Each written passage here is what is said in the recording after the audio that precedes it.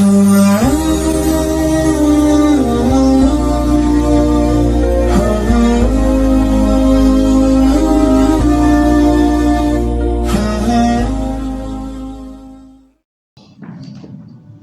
بالله من الشيطان الرجيم بسم الله الرحمن الرحيم ويسألونك ماذا ينفقون قل العفو كذلك يبين الله لكم الآيات لعلكم تتفكرون في الدنيا والآخرة ويسألونك عن اليتامى قل إصلاح لهم خير وإن تخالطوهم فإخوانكم والله يعلم المفسد من المصلح ولو شاء الله لأعنتكم إن الله عزيز حكيم سبحانك لا علم لنا إلا ما علمتنا إنك أنت العليم الحكيم.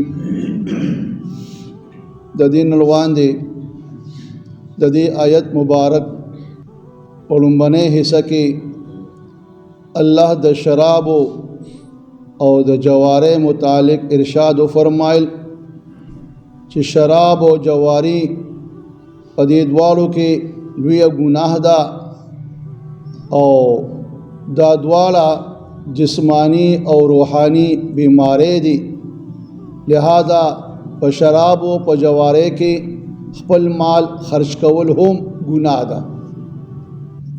اوس چې هر کله د شراب او د جوارے کې دا مال خرچ کولو د گناہ ذکر هم وشو، نو صحابه کرام رضی اللہ تعالی عنہم اجمعین اغوی د الله د پیغمبرنا بیا تپوسو کو چرا منگا څه خرچ کو او د خپل مال پکم دے کې خرچ کو چاغا ثواب او اجر باعث وګرځي. نو دا آیت نازل شو چې ويسألونک ماذا ينفقون، دا صحابه کرام ته نه تپوس کوي چې څه چیز خرج کو، تو وتوایا قول العفو چې هر هغه چیز چې هغه ستاسو د ضرورت نه زیات دی هغه خرج کړئ. اوس دلته د عفو دا لفظ د دې معنی او مطلب ائمه مفسرین او صحابه کرام تابعین مختلف بیانې. د حضرت ابن عباس رضی اللہ تعالی عنہ قول اغدا فرمائی چې دلته د عفو نه مراد چې تاسو د خپل ضرورت نه زیات مال خرج کې هغه وی دلته مراد تینا زکات ته. او سعید بن جبیر رضی اللہ تعالی عنہ د دې عفو متعلق درې معنی بیانې. یو هغه دا معنی چې عفو نه مراد د ګناه نه درگذر کول، ګناه معاف کول. دویم معنی هغه دا بیانې چې د عفو نه مراد میانه روي سره خرج کول، چې د دې آیت دا هم مطلب دی چې تاسو د خپل مال د الله په لار کې میانه روي سره خرج کوئ. او دریم معنی هغه بیانې چې د دې نه مراد احسان کول دی. قرآن مجید کی دا عفو په دې درې والو معنو کې ځای په ځای راغلی. بل قول د مجاهد رحمه الله تعالی عنه د بعض نور مفسرین دا دی چې د عفو نه مراد هر هغه چیز چې هغه په اسانتیا سره خرج کولی شي هغه ته نه مراد دی. نو گویا دا درې واړه معنی چې کوم ائمه مفسرین صحابه کرام تابعین بیانې، نو بعد چې وایي چې دا ضرورت نه زیات مال خرج کول چاغي وي د دې نه مراد زکات دی. او د زکات دا حکم چونکه بیا د ضرورت نه زیات دا مال خرج کول چې کله زکات فرض شو نو دا حکم بیا منسوخ شوی چې د ضرورت نه زیات تاسو خرج کوئ. او چې کوم مفسرین دا فرمای چې را په میانه روي سره خرج کوئ یا هغه چې هغه په اسانتیا سره تاسو حاصلول شي او خرج کول شي نو هغه سیس تاسو خرج کې. اوس هغه په خپل کم حضرات چې وایي چې را میانه روي سره خرج کول او کم سیس په آسان باندې خرج کیږي، نو هغه د خپل بیان کې دلیل کې دا بیانې چې د الله پیغمبر یو ارشاد فرمایل چې را تاسو چې کم دی هر هغه مال چې هغه په اسانه باندې تاسو خرج کولی شئ هغه خرج کړئ، ځکه چې بهترینه صدقه هغه ده چې هغه نه پس چې کم دی خوشحالي وي، او تاسو چې کم دی په دې صدقه کې ابتدا کوئ لومبنې د اهل و عیال سره، اول د هغې ضروریات پوره کوئ، د هغې نه پس چې کم تاسو سره څه پاتې شي نو هغه خرج کوئ. بل روایت کې د ابو هریره رضی الله تعالی عنه نه روایت دی چې د الله پیغمبر له یو صحابي راغی او عرض وکړو چې ای د الله خوږه پیغمبره صلی الله علیه وسلم ما سره یو دینار دی دا په څنګه خرج کوم؟ نو د الله پیغمبر فرمایي چې دا په خپل ځان خرج کا. هغه بیا عرض وکړو چې ما سره بل یو دینار هم شته، د الله پیغمبر ورته بیا وفرمایي چې دا دینار په خپل اولاد باندې خرج کا. هغه بیا وایي ما سره بل دینار هم شته، نو بیا ورته وفرمایل چې دا دینار چې کوم دی په خپله بیبي باندې خرج کا. بیا وایي ما سره بل یو دینار دی، هغه د الله پیغمبر فرمایي چې دا په خپل خادم باندې خرج کا. بیا مزید دا وایي چې ما سره بل دینار هم شته، نو د الله پیغمبر بیا فرمایل چې بیا ته بهتر څوک ګڼې کم د دې مستحق وي ستا په خپل خوانو کې په هغې باندې خرج کا. بل یو حدیث مبارک کې راځي د جابر بن عبدالله رضی الله تعالی عنه نه روایت دی، یو صحابي راغی او د سونی یو اگې پشان یو ټوکړی راوړه، او دا پیغمبر ته فرمایل چې دا د سونی دا ټوکړه ماته د کان نه حاصله شوې ده یا مال غنیمت نه حاصله دا صدقه کې، خو ما سره دین علاوه نور څه نشته. د الله پیغمبر ته مخ واړو، دی ولا بل طرف ته راغی، ای د الله پیغمبر دا صدقه کا. د الله پیغمبر ته هغه سونی هغه ټوکړه واغستله او هغه طرف ته واپس بیا په ډېر زور سره وویشتله، که دې په هغې باندې لګېدلی وي نو زخمی شوی به وي. بیا د الله پیغمبر فرمایل چې تاسو کې یو کس راشي ټول مال راوړي چېرې دا چې کم دی صدقه کا، او بیا چې کم دی د هغې نه پس چې کم دی خلکو ته لاس نیولی وي او خیرات غواړي. لہذا بهترین صدقه هغه ده چې د هغې نه پس خوشحالي وي او د هغې چې کم دی اول مستحق چې کم دی هغه خپل اهل عیال نه چې کم دی د هغې ابتدا وکړي. نو دلته کې اوس دلته چې کم د ضرورت نه زیات مال چې هغه څوک خرج کولی شي، نو دا هغه خلک دي چې هغوی چې کم دی بیا صبر کولی شي، که هغې باندې څه لوږه تند راځي په هغې هم صبر کولی شي، او د دوی باندې د بل چا حقوق هم نه وي. ځکه چې اول چې کم دی ستا مال خرج کول فرض ستا هغې خلکو باندې دي چې کم ستا په ذمه د هغې کفالت دی، لہذا چې ته اول خپل اهل و عیال باندې خرج وکړې او د هغې حق ادا کړې، د هغې نه پس که بیا څه وي نو که هغه خرج کوې نو خرج کوه، ځکه د الله پیغمبر وایي چې دا بره لاس د لاندې لاس نه بهتره وي، ورکولو والا لاس چې کم دی هغه غوره دی د اخیستو والا نه. نو لہذا کم خلک چې کم دی د هغې په ذمه د نور خلکو حقوق نه وي او صبر ماده پکې وي، نو که هغه بیا خپل ټول مال خرج کوي نو ټیک ده، ولیکن داسې خلک چې هغه بیا صبر نشي کولی او بیا سوالونه کوي او د باندې د خپل اهل و عیال او د خپل خپلوانو خرچه او کفالت په هم ذمه وي، نو لومړنی فرض په د باندې د خپل ځان او د خپل اهل و عیال خرج کول دي. کذالک یبین الله لکم الآیات لعلکم تتفکرون. دارنګې الله بیانې خپل احکامات د دې دپاره چې تاسو په دې کې غور و فکر وکړئ، تدبر وکړئ او د الله احکامات په خپل ځای کې ادا کړئ. په کوم دی کې چې الله د مال خرج کولو حکم کوي، هغه دی کې چې کوم دی د الله د مال خپل مال د الله په لار کې خرج کړي. فی الدنیا والآخرة دا کوم بیان چې دا عفو وشو د خرج کولو شو، نو دی کې چې کوم دی دا د دنیا او د آخرت چې کوم دی تاسو پکې تلاش وکړئ. چرا فی الدنیا والآخرة چې تاسو دنیا هم چې کوم دی په آرام سکون سره وي او تاسو پر پای کې د آخرت هم چې کوم دی ګټه وي، او یا چې کوم دی تاسو د دنیا او د آخرت په کارونو کې تدبر او فکر وکړئ چې کم کار او کم خبره چې هغې کې تاسو لپاره د همیشه دپاره فایده وي هغه کار وکړئ چې کوم عارضي فایده وي هغې ته زیات توجه مو ورکوئ. ورپسې بیا بل حکم بیانېږي چې هر کله د مال د خرچ باره کې ذکر راغی چې دا خپل مال خرچ کوئ، نو د خپل مال خرچ کولو کې زیاتر مستحقین ستاسو هغه خلق دي چې هغه یتیمانان دي. خو د یتیمانانو باره کې چې کوم دي نور آیاتونه مخکې نه ځای په دی راغلي دي چې ولا تقربوا مال الیتامى الا بالتي هي احسن حتى يبلغ اشده.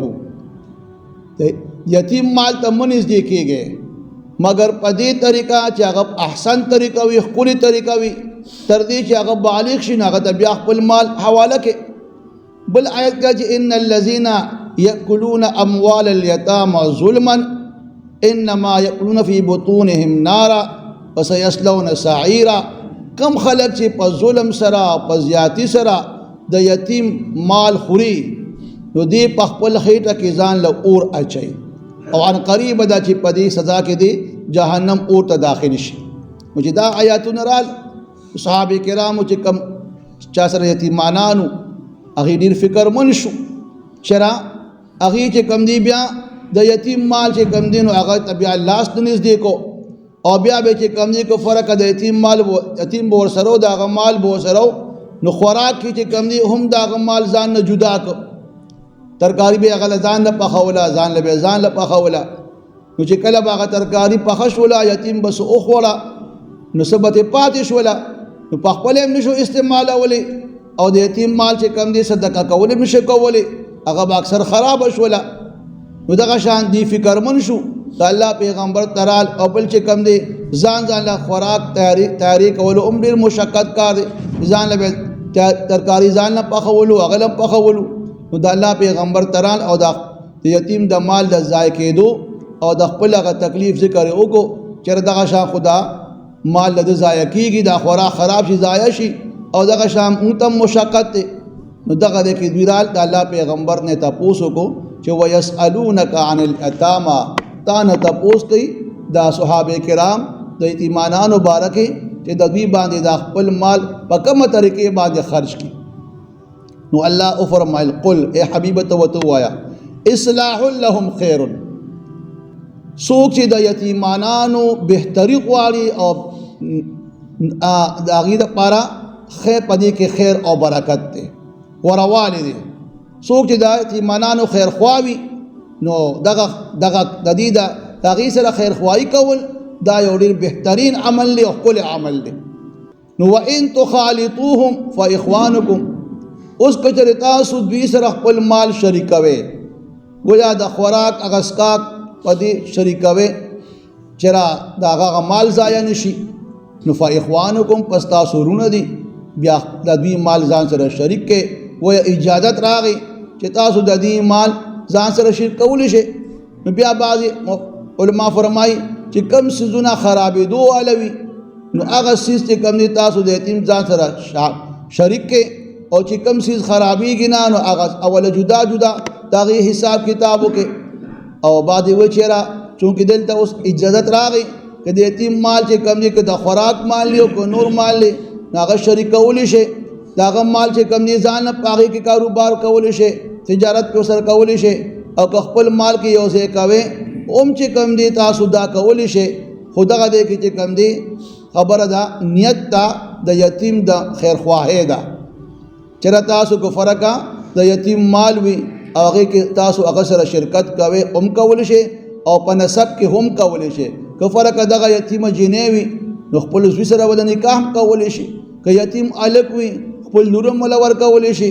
او که ستا فرقه یتیمه جینۍ وي او ستا نکاح ورسره کېږي نو ته ورسره نکاح هم کولی شي. خو اله چې په دې کې ته د یتیم خیرخواهي لټئ. نو الله والله یعلم المفسد من المصلح، ځکه الله هغه ذات دی چې هغه هر هغه قسم پیژني چې د هغه په نیت کې خرابي وي او بدخواهي کوي د یتیم د مال پای کې هغې کې خیانت کوي. او الله هغه خلق هم پیژني چې کوم خیرخواهي لټوي د یتیمانانو. لہذا تاسو د یتیمانانو خیرخواهي ولټوئ ځکه الله په دې باندې پوهه دی او الله ته علم دی. که تاسو په یتیم سره بدخواهی کول غواړي او د هغه مال چې کم دی ضایع کول غواړي او نو الله په هغې چې کم دی عالم دی غوري. ولو شاء الله لعنتکم، که الله غوښتل وي نو تاسو به مشقت کې اچولې وي، دا اسانتیا به بیا نه وه، بیا به تاسو د یتیم حساب کتاب ځان له کولو، د هغه خوراک به ځان لو، نو ډېر مشکلات به ته نو الله تاسو باندې اسانتیا راوستله. نو لہذا تاسو چې کم دی د الله د دې اسانتیا د حکم د دې چې کم دی شکریه ادا کړئ او د یتیم د مال خیرخواهي ولټوئ. ان الله عزیز حکیم، بشک الله غالب دی او حکیم ذات هر کار د هغه د حکمت بنا باندې وي، لہذا د الله احکامات په خپل خپل ځای کې پوره ادا کړئ. ویسألونک ماذا ينفقون، دا صحابه کرام تپوس کوي تا نه چې څه څیز خرج کړو، نو قول العفو ته ورته ووایه چې میانه روۍ سره او هغه څه چې په اسانه خرج کولی شي هغه خرج کړئ. کذلک یبین الله، دارنګې الله بیانوي لکم الآیات، تاسو ته خپل آیاتونه احکامات، لعلکم تتفکرون، خواږي تاسو په دې کې تدبر او سوچ او فکر وکړئ، فی الدنیا والآخرة، د دنیا او د آخرت په کارونو کې او خبرو کې. ویسألونک عن الیتامی، او تپوس کوي تا نه د یتیمانانو د مال باره کې دا صحابه کرام، نو تو قلت ورته ووایه اصلاح لهم خیر، یتیمانانو خیرخواهي لټول دا ډېر بهتر کار دی او غوره کار دی. وان تخالطوهم، او که تاسو دوی سره خپل مال شریک کول غواړئ نو شریک کولی شئ. فاخوانکم، پس بېشکه دوی ستاسو وروڼه دي. والله یعلم مفسد من المصلح، الله چې کوم دی هغه کس هم پیژني چې څوک بدخواهي کوي یتیم سره، او الله هغه کس هم پیژني چې څوک یتیم سره خیرخواهي کوي. ولو شاء الله، کچره الله غوښتلی وي لأعنتکم، نو تاسو به مشقت کې اچولې وي او تاسو باندې به سخت حکم نازل کړی وي. ان الله، بشک الله تعالی عزیز غالب ذات حکیم او حکیم دی. ویسألونک، تپوس کوي تا نه دا صحابه کرام ماذا ينفقون، چې څه خرج کړي، نو ته ورته ووایه قول العفو، هغه څیز چې هغه میانه روۍ سره خرج کړي، یا هغه څیز چې هغه په اسانه باندې خرج کولی شي او د هغې خرج نه پس خوشحالي وي، تنګي نه وي. کذلک یبین الله لکم الآیات لعلکم تتفکرون. دلته علما فرمایي که فرق دا ټول مال خرج کول پکار وي، نو بیا خو د زکات، د حج، د قربانۍ او صدقه فطر چې کوم احکامات خو به عبد شي، لہذا دومره مال جمع کول جایز دی چې سړی چې کوم دی زکات پکې ادا کولی شي، حج پې کولی شي، صدقه فطر قرباني کولی شي. گویا مال جمع کول منع نه دی، ولیکن په هغه مال جمع کول کې بیا کم حقوق دی، هغه حقوق په خپل ځای کې ادا کول ضروري دي. کذلک یبین الله لکم الآیات، دارنګې الله بیان تاسو خپل احکامات، لعلکم تتفکرون، خواهی تاسو په دې کې تدبر او فکر وکړئ، فی الدنیا والآخرة، د دنیا او د آخرت په کارونو کې. ویسألونک عن الیتامی، او تپوس کوي تا نه د یتیمانانو باره کې، نو قلت ورته ووایه اصلاح لهم خیر، د یتیمانانو خیرخواهي لټول دا یو ډېر بهتر او غوره کار دی او په دې کې بهتري ده. وان تخالطوهم، او که تاسو دوی سره خپل مال شریک کوئ نو شریک کولی شئ. واخوانکم، پس دا ستاسو وروڼه دي. والله یعلم المفسد من المصلح، او الله هغه کس پیژني چې څوک بدخواهي کوي د یتیم سره، او هغه کس الله پیژني چې څوک د یتیم خیرخواهي لټوي.